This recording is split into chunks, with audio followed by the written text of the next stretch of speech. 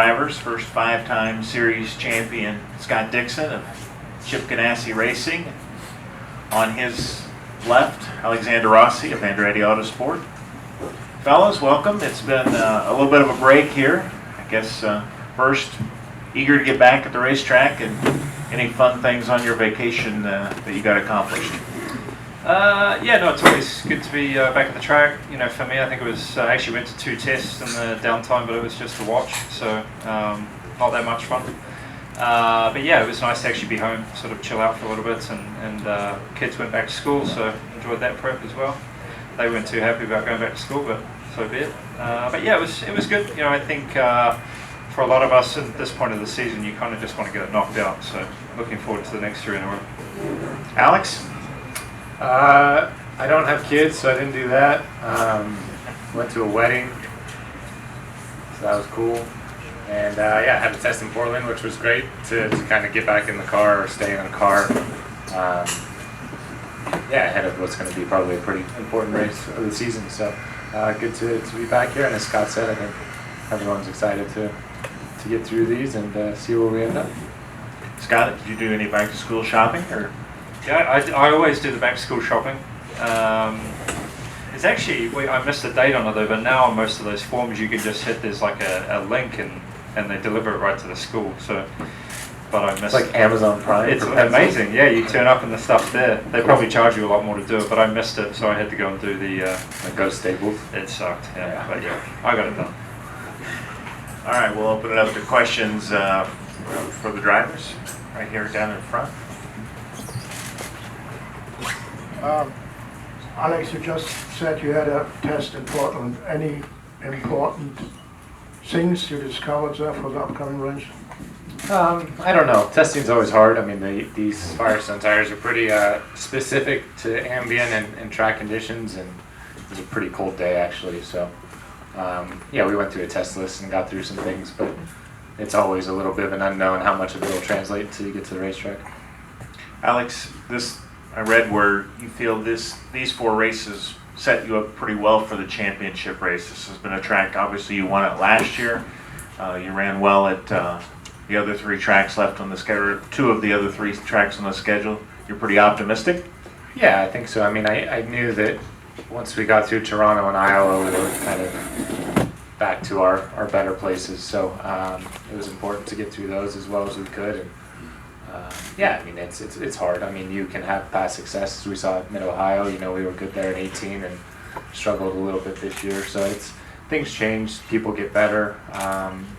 There's just different parameters that you have to execute on each given day, regardless of your past results there. But yeah, for sure, I think that we're confident, or more confident at these upcoming tracks than we were at kind of some of the tracks at the middle of the season.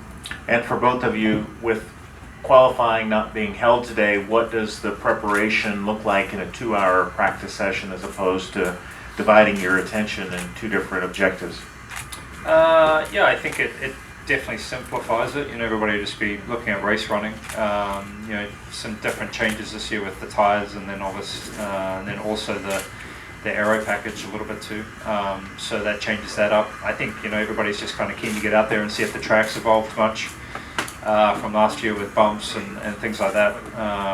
We came here with a pretty different kind of outlook and approach that we had last year, just because it was not so good. So it is what it is. You got to go with it. I think for us it's probably a little bit better maybe with qualifying out of the books, just because we can focus on trying to get a better race car. Whereas last year, it was really just qualifying, and then nobody really did any long running. So we'll see how it plays. Bruce?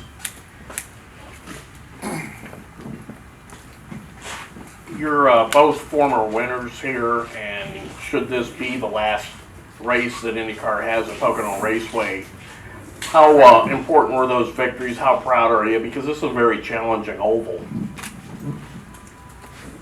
I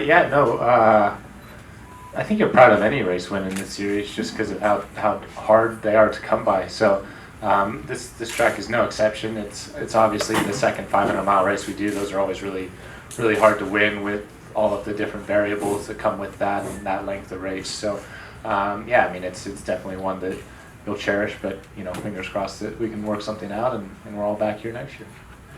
Yeah, just following up with what Alex said of any race win is big. For me, I think that year it kind of put us onto a run to capture another championship. I think it was definitely a turnaround point in our season. I don't know. I love this track. It's we haven't probably had the best runs in the last couple of years, but that's what makes it so good when you do get it right. It's very difficult to get the combination with 1 and 3 correct, and feel comfortable around this circuit. So I hope we do come back. We just have to wait and see, I guess. Right down here in front. Alex, I know you finished second on 2 of 3 ovals so far this year. Do you feel like there's anything missing in getting that one spot better, or is it just a matter of the circumstances of the race, really? Yeah, I mean, I think both those races were circumstantial to a certain extent, different circumstances, but ultimately you can't blame it on that. We need to look at the areas where we were deficient, and yeah, we just were short on both at Indy and at Texas, so hopefully that's not the case here, and we can go one better.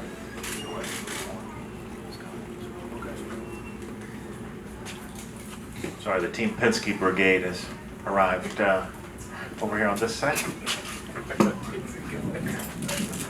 I have a question for Alex and then for Scott. Alex, at Indy, I think you indicated that you may have lost that race because of a little bit of a horsepower deficiency. Is this track more of a handling track or more of a horsepower track? Yeah, well, I mean, it's everything. You gotta have it all working for you here.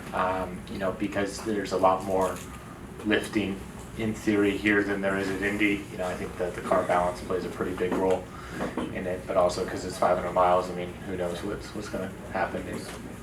We've all seen, my example of 16. We weren't the quickest car, but we were on the right strategy. So I think this race lends itself to have outcomes like that as well.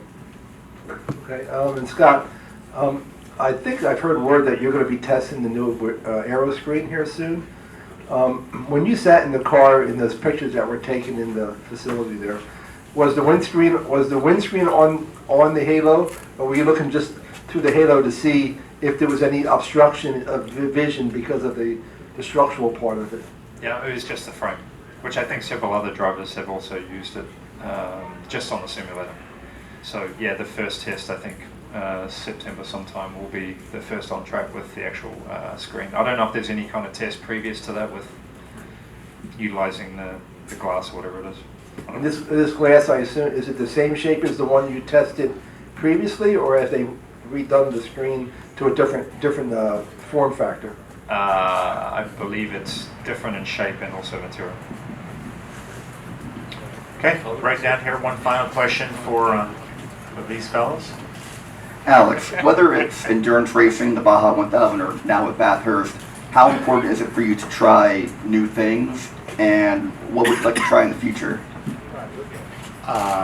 Jet ski racing. I don't know. Just the opportunities have presented themselves, and I'm fortunate to be with a team at Indy Autosport that's kind of understanding of that and want their drivers to go do things that make them happy, I guess is the easiest way to summarize the answer. So it's very cool that obviously Andretti Autosport has a partnership with Walkinshaw Andretti United in Australia, and it'll be an awesome experience. I am well aware that it's going to be very challenging and unique to anything I've done before, so it should be a good time with James, and hopefully we can not embarrass ourselves too much. Okay, we'll dismiss Alex. Scott,